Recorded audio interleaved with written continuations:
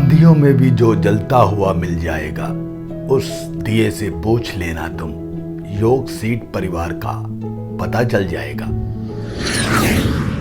जिंदगी जिंदा दिली का नाम है, मुर्दा दिल क्या खाक जिया करते हैं। जियो जिंदगी विद योग सीट के इस पहले एपिसोड में योग सीट परिवार की ही एक जुझारू महिला सुखदेवी जी आज हमारे मध्य में है। सुखदेवी जी मजबूत इरादों से सराबोर एक ऐसी आकर्षक व्यक्तित्व की महिला हैं जिन्हें कैंसर जैसे भयंकर बीमारी के चलते लगभग 4.5 वर्ष में कई डॉक्टर्सों ने यहां तक कह दिया था कि अब आपकी जिंदगी मात्र 40 से 45 दिन ही शेष है। लेकिन हर दिल अजीज सुखदेवी जी ने अपनी विल पावर और योग के जरिए इस भयंकर बीमारी पर न केवल विजय पाई बल्कि आज बिल्कुल स्वस्थ रूप से आपके समक्ष है।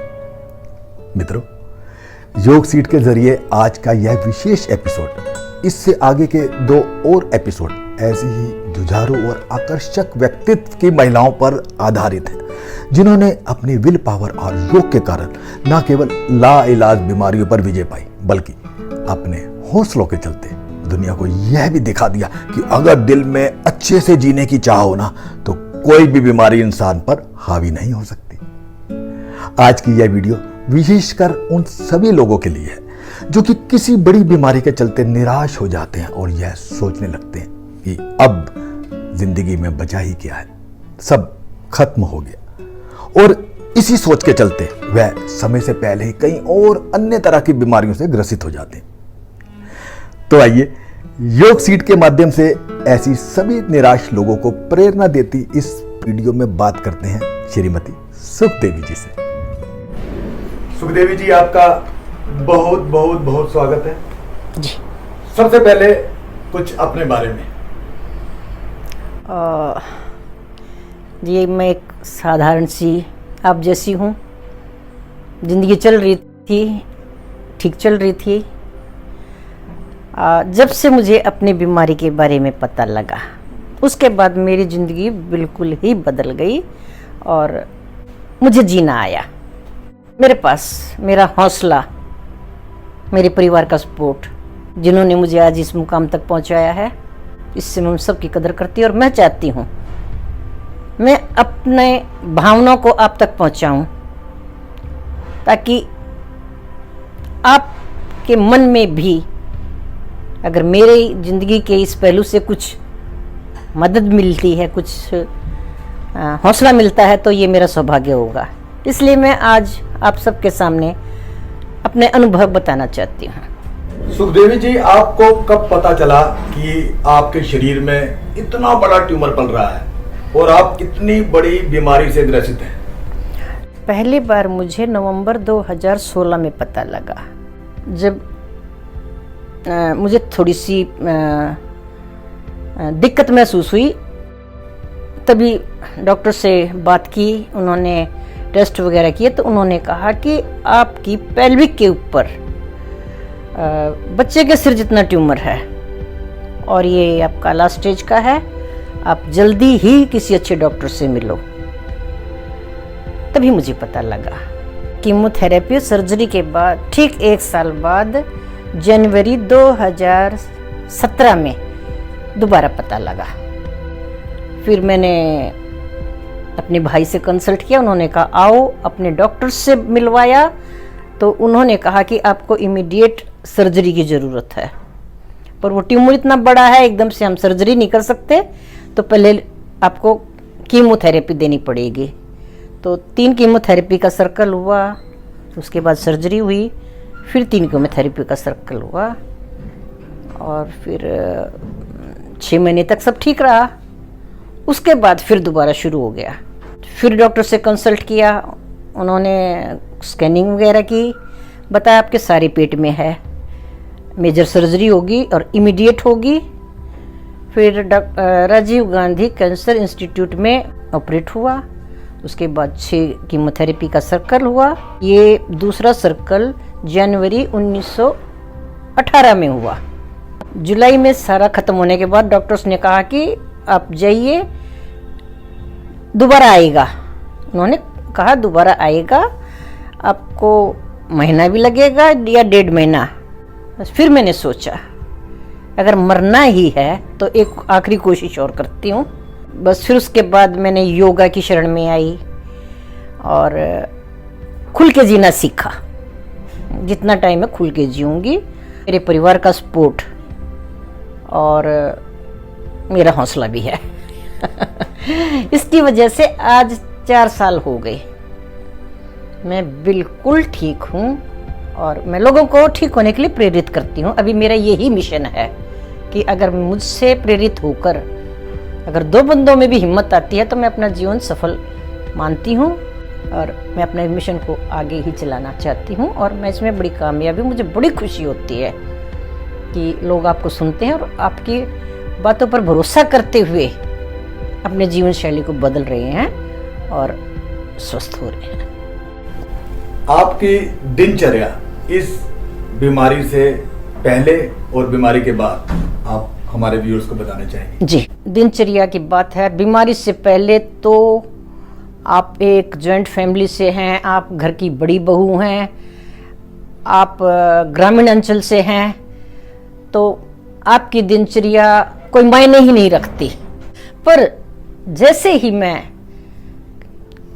कैंसर का मुझे पता लगा, एक नई हिम्मत आई मेरे अंदर और उसके बाद मैंने योग को अपने जीवन का पहला लक्ष्य बना लिया और संतुलित खाना, खुश रहना, लोगों को अवॉइड करना, लोगों की बातों को कानों से निकालना, ये सब चीज़ें शुरू की और उन्हीं सब के परिणाम स्वरूप आज मैं आप सब लोगों के सामने हूँ, फिट हूँ, हंस रही हूँ, मुस्कुरा रही हूँ। उम्र के इस पड़ाव पर आकर इतनी भयंकर परिस्थितियों में आप जिंदगी को किस नजरिए से देखती हैं? अब मैं हर चीज को पॉजिटिव लेती हूँ। मैं कहती हूँ जीना इसी का नाम है, मुर्दा दिल क्या खाक जिया करते हैं। मुझे भगवान ने मौका दिया है, मैं इस जिंदगी को खुल के जी रही हूँ एक बच्चे की तरह। तो थोड़ी सी समझ के से मैं अपनी जिंदगी को बहुत ही अच्छे तरीके से एंजॉय कर रही हूँ। तो इस बीमारी के चलते आपको और क्या क्या सहना पड़ा? जी, सबसे पहले बीमारी के चलते तो आपको आपके रिश्तेदार डिमोलाइज करते हैं। सबसे बड़ी बात, वो आपका हाल पूछने आएंगे और आपको ऐसी ऐसी, उसको ये हो गया, इसको ये हो गया, अब तो बचोगी नहीं, अब तो आपके बच्चों का क्या होगा, ऐसी ही निराशात्मक बातें करते थे। तो अभी इसमें मेरे बड़े भाई जनरल सुखदयाल दुहुन का बड़ा हाथ है। इन्होंने मुझे कभी भी निराश नहीं होने दिया और जैसे आज मैं आप लोगों के सामने हूँ, ऐसे भाई ने मेरी योगा करती हुई वीडियो, आर्मी का एक बहुत बड़ा हॉस्पिटल है रिसर्च एंड रेफरल, वहाँ पर हर सैटरडे संडे को वो मेरी वीडियो रिसेप्शन पे चलाते थे कि देखो। तो ये चीज़ें आपको बहुत उत्साहित करती हैं। जब आपको पता लगा कि आप इतनी बड़ी बीमारी से ग्रसित हैं, तो आपने परिवार के बारे में कुछ सोचा? जैसे मैं क्योंकि रियल एस्टेट से संबंध रखता हूं, तो मेरे पास बहुत से ऐसे केस आते हैं पूछने के लिए कि अब क्या करें, क्या ना करें, कोई बिल बनाए या क्या करें। तो आपने उस समय क्या सोचा? मैं एक आपको मज़ेदार वाक़या बताती हूँ कि मेरी सासू माँ बड़ी स्ट्रिक्ट लेडी थी। उनको गुजरे हुए 17 ही दिन हुए थे जब मेरी बीमारी डायग्नोज हुई। पहली बार डॉक्टर के पास गई, उन्होंने कहा कि आपको कैंसर है। तो घर आके बहू ने पूछा, मम्मी जी क्या है? मैंने कहा अरे मेरी तो सरकार 17 दिन में ही गिर गई। तो मैंने इस चीज़ को भी पॉजिटिव लिया, ना मैं घबराई ना मैं रोई। मेरे सामने एक ही विजन था, हो गया तो अब मुझे इससे बाहर निकलना है, अब नहीं डरना है। यही सोच मेरी रही। मैं कभी मायूस नहीं हुई, अपनी बीमारी के बारे में सोच के कभी नहीं हुई। योग के बारे में आपकी राय? जी, सबसे इम्पोर्टेंट बात है, आज मैं जो कुछ हूँ इसका सारा श्रेय योग को जाता है। जैसे टीवी वगैरह के माध्यम से करती थी, पर मैंने एक निरंतरता से किया, छोड़ा नहीं इसको। कीमोथेरेपी के दौरान भी मैंने नहीं छोड़ा और मैं आप सबके शेयर करना चाहती हूँ कि मेरी कीमो में कभी भी 22वां दिन नहीं हुआ। 21वें दिन मैं दूसरी कीमो के लिए तैयार हो जाती थी। तो मैं आप सबसे कहना चाहती हूँ, अगर आप कुछ करना चाहते हो, योग से न सिर्फ मन की भी ताकत मिलती है, आपको बहुत पॉजिटिविटी मिलती है। तो योग तो एक अमृता है, योग तो एक मस्ट है। अगर आपको अच्छे से जीना है तो योग जरूर कीजिएगा। योग बहुत ही जरूरी चीज है। सुखदेवी जी, अगर कम से कम शब्दों में आपसे जिंदगी के बारे में पूछा जाए जी, तो आपकी क्या राय है? Live and let live. मजे से जियो, लोगों की जिंदगी में दखल करना बंद करो। आपकी जिंदगी है, लोगों के बारे में सोचना बंद करो, मजे से जियो जैसा आप करना चाहते हैं। खुश रहो, मस्त रहो, बिंदास रहो। योग सीड परिवार के बारे में आपकी राय? योग सीड आपकी जिंदगी में काफ़ी टर्निंग पॉइंट आते हैं। योग सीड भी मेरी जिंदगी का एक टर्निंग पॉइंट है। योग सीड से जुड़ने के बाद मैं अपने आप में एक और भी अलग बदलाव महसूस कर रही हूँ। जैसे हमारे योग गुरु किश मेहरा जी आपको छोटी छोटी बातें इतनी अच्छी तरीके से समझाते हैं कि मैं तो दिल से शुक्रिया करती हूँ योग सीड गुरुजी और सारे परिवार का। हाँ, एक परिवार की तरह हैं। अभी जैसे मुझे थोड़ा सा दिक्कत दोबारा हुई तो आपका हाल चाल पूछने के लिए इतने मैसेजेस आते हैं, आप एक दिन नहीं दिखो तो एक परिवार की तरह ही सबको चिंता हो जाती है। मुझे एक नया परिवार मिला है, तो ये मेरी ज़िंदगी का एक और ही मूड आया है और मैं बहुत खुश हूँ इनके साथ जुड़ के। और भगवान से यही है कि ये परिवार और बढ़े और लोग जुड़े, अपनी ज़िंदगी को सफल बनाएं। मैं चाहती हूँ कि मैं हमेशा इनसे जुड़ी रहूँ। हर बार नई नई चीज़ें मिलती हैं, आपको नई नई इंस्पिरेशन मिलती हैं, तो मुझे बहुत अच्छा लगता है। ये भगवान करे इनकी संख्या, जैसे गुरुजी कहते हैं, कश्मीर से कन्याकुमारी तक हो। इसके बारे में हम भी प्रयासरत हैं कि ज़्यादा से ज़्यादा लोगों को जोड़ें, उनके जीवन को ठीक बनाएं। ये जो आप आज इंटरव्यू दे रही हैं, ये शायद आपका पूरे विश्व में पहुंचेगा जी। आपकी तरह सैकड़ों क्या लाखों ऐसी लेडीज, ऐसे जेंट्स होंगे जो इस तरह के बीमारियों से, कैंसर से, ट्यूमर से ग्रसित होंगे। शॉर्ट में उनके लिए, क्योंकि कई बार ऐसा होता है कि हमने देखा कि विल पावर कम कर देते हैं, वो बेचारा जितनी जिंदगी है उससे पहले ही खत्म हो जाते हैं। जी, जी। तो उनके लिए अगर कुछ कम से कम शब्दों में कहना चाहें तो क्या कहना चाहेंगे? जी, मैं उनके लिए यही कहना चाहती हूँ कि आप हिम्मत ना हारें। ये बीमारी है, मैं तो कहूँ कैंसर तो एक ऐसी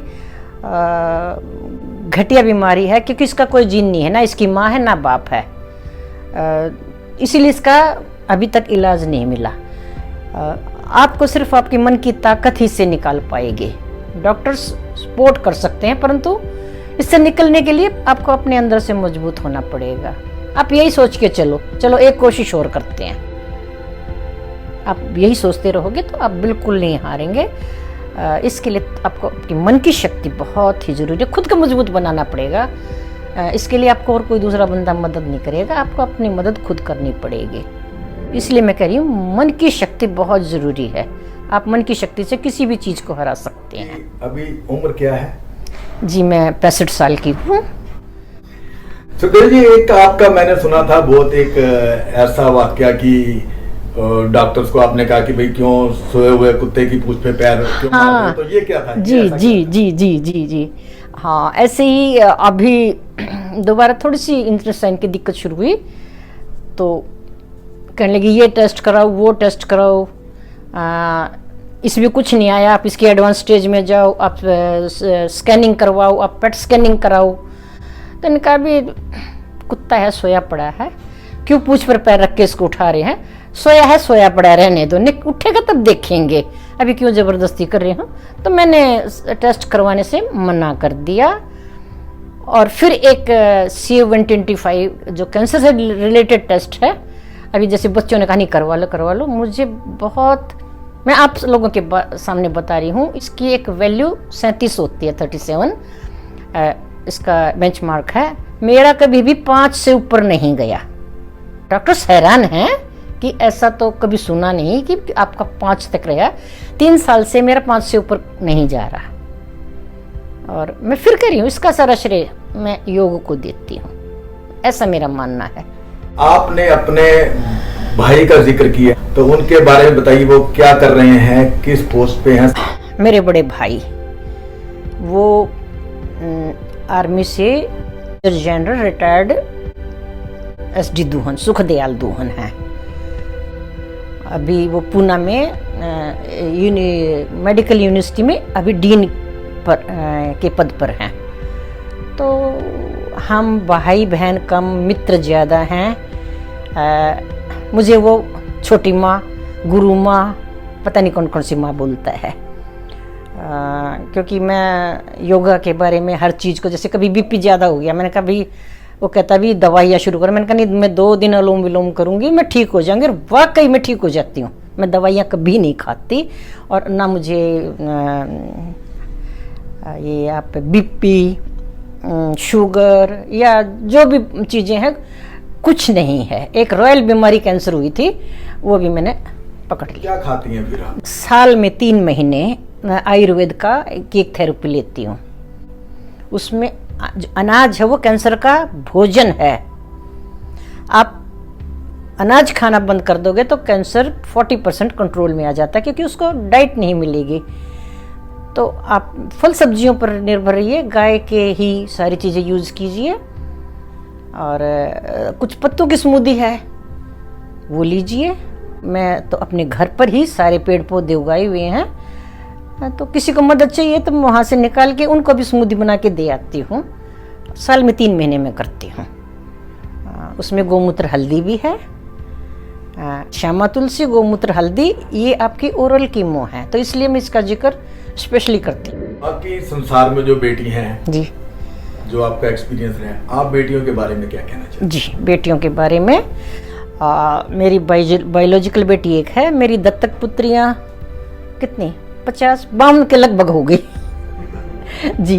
कि मैं सभी बेटियों से यही कहती हूँ, आप गृहस्थी में आपको बहुत तकलीफ़ें हैं, बस आप अपनी हिम्मत मत हारना। कल वो समय नहीं रहा तो ये भी नहीं रहेगा। विशेषकर आप स्वस्थ रहो, फिर वही बात आ जाती योगा की, आप स्वस्थ रहोगी तो अपने लिए और अपने परिवार के लिए कुछ कर सकोगी। पॉजिटिविटी, अच्छे परिवार से होने का अभिशाप झेला मैंने।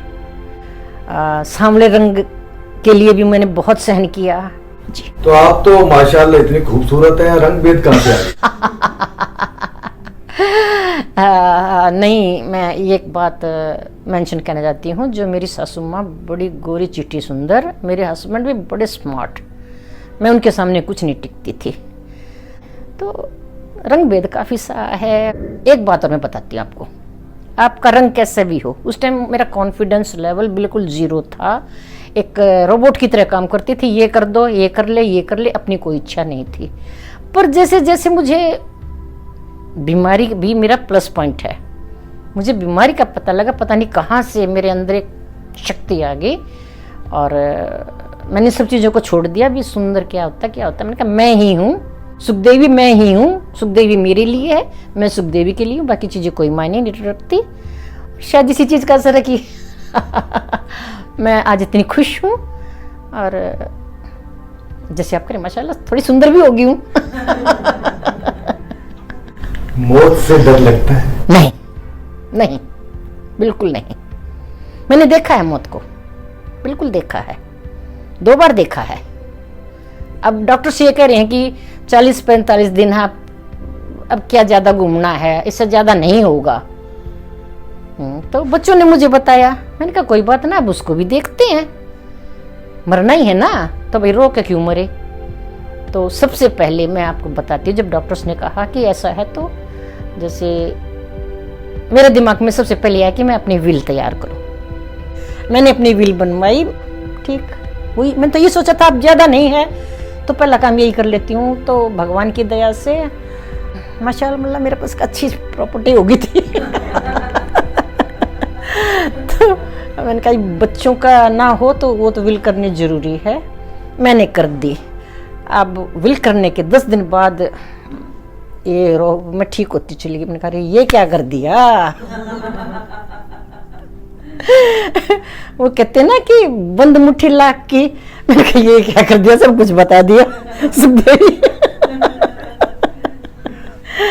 हाँ, तो एक मजाक की बात है। उनका ठीक है, नहीं वो तो काम तो पहले करना चाहिए। अगर आपको जीवन का कोई भरोसा नहीं है, आपको ये चीजें पहले कर देनी चाहिए। एक आखिरी सवाल जी, आज जिंदगी से कितना प्रेम करती है?